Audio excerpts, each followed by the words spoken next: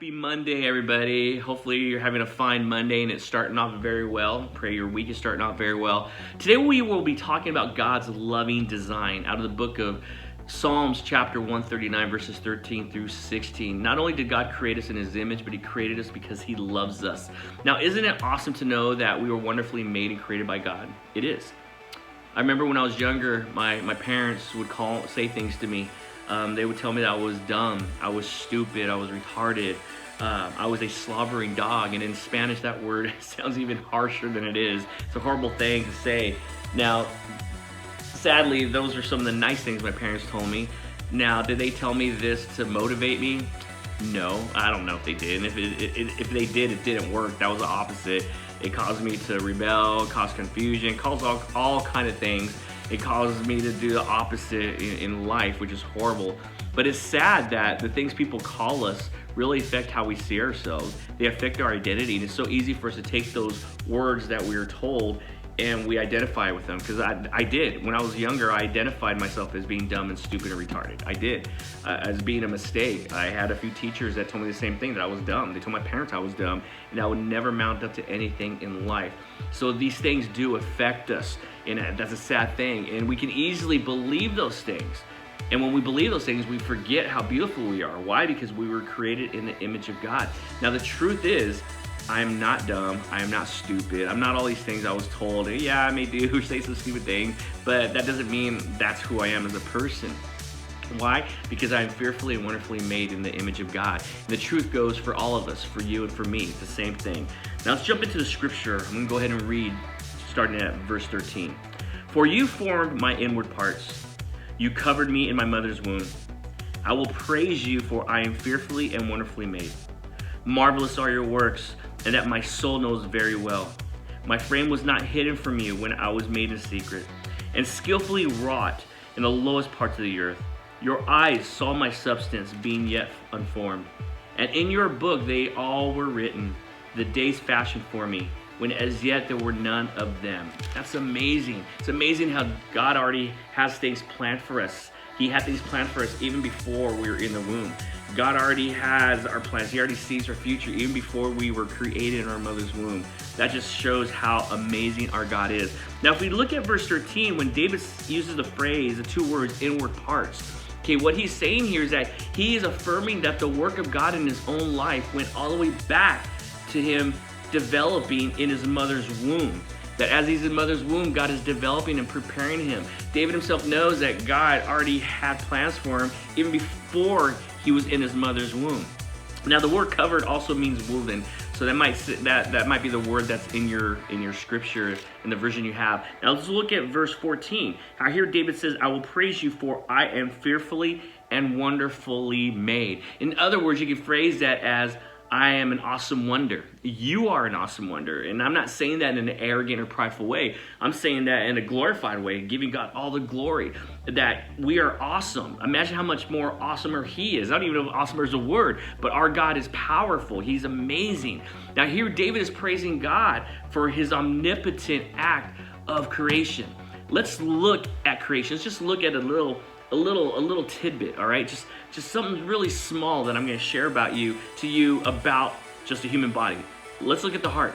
The heart beats about 70 times per minute, okay? It pumps about 2,000 gallons or 7,500 liters of blood per day. That is a lot of blood that's being pumped through our bodies.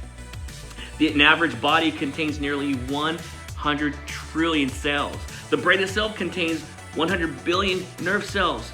That's a lot of cells. Imagine the person had to count all those. That's crazy. Mind-blowing.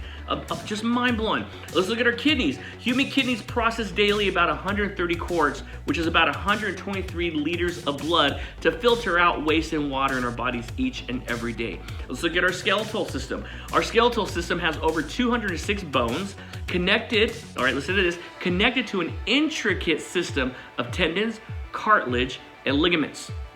Now, the skeletal system not only enables us to move or cause the cracks in our backs or in our knees, you know, for all you athletes out there, or for all of us who are getting older, okay? That not only helps us to move, but it helps us to produce blood and store calcium. Now, listen to this.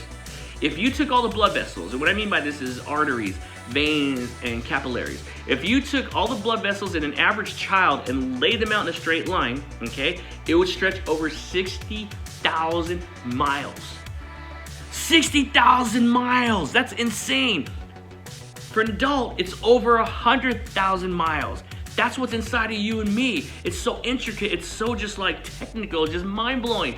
Now consider that the circumference of the earth is 24,873.6 miles, according to NASA. That means that your blood vessels, my blood vessels, could circle the globe more than twice, more than 2 times.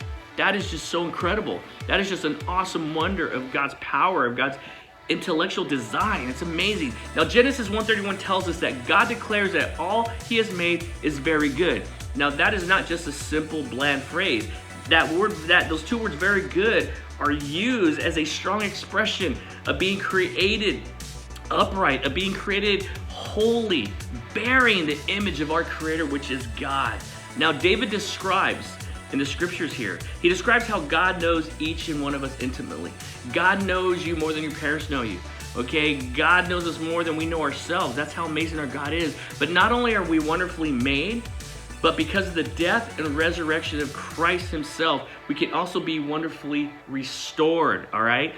It's an upright relationship with God, our Creator. Now, I'm gonna end with this. You, myself, we are all a unique expression of God's lovely design. Okay, we're all unique. We're all different in so many ways. We all have so much to offer to God. We have all so much to offer to others, you know? And that's exciting that a lot of you are serving. You know, you're serving in singing, sound, lights, media. You're just serving and you're sharing the unique skill that God has given you. And I encourage you to take that skill that God has given you and to not just do it for his glory, you know, but do it because you love him. Do it because you love people and grow in that skill that he's given you. And that goes for myself too. Why? Because you matter. No matter what people tell you, you matter. Not only to me, not only to the church, but to God. You're valued, okay? Your life matters. Why? Because God created you. He's given you life. Not only does your life matter to others, but your life matters to God, the Creator himself, the one that designed you, the one that loves you, the one that died for you, that one that is going to come back for you and me one day. Be encouraged, my friends, and keep persevering and keep pressing on. Love you all, and you all have a great week, all right? God bless. Bye.